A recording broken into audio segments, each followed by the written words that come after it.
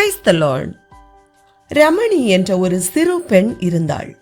அவளுக்கு மாமா வீட்டில் கிராமத்தில் வேனிற்கால விடுமுறையை கழிக்கப் போகிறோம் என்று ஒரே உற்சாகம்.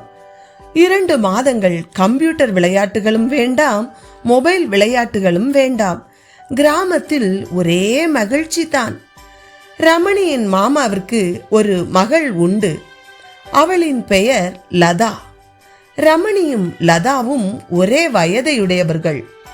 ரமணியும் மாமா மகள் லதாவும் உடனடியாக நண்பர்கள் ஆகிவிட்டனர். வயல்களில் நடந்து திரிந்தனர், மாங்காய்களை பறித்தனர், மரங்களில் ஏறி காக்கா கூட்டிற்குள் எட்டி பார்த்தனர், பம்ப் செட் அருவியிலும் குளத்திலும் குளித்தனர். இப்படி கிராமத்தில் மகிழ்ச்சியுடன் ரமணியும் லதாவும் காணப்பட்டனர். ஒரு நாள் சுந்தரம் மாமா அவர்களை பட்டம் விட அழைத்து சென்றார்.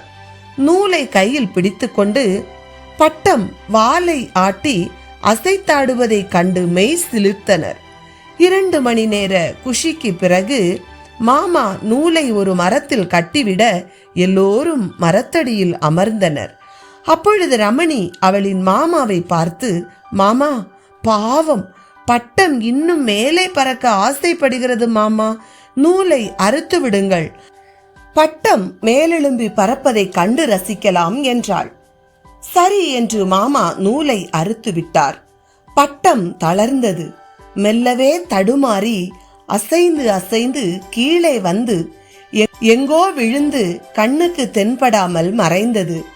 அட பாவமே என்றாள் ரமணி.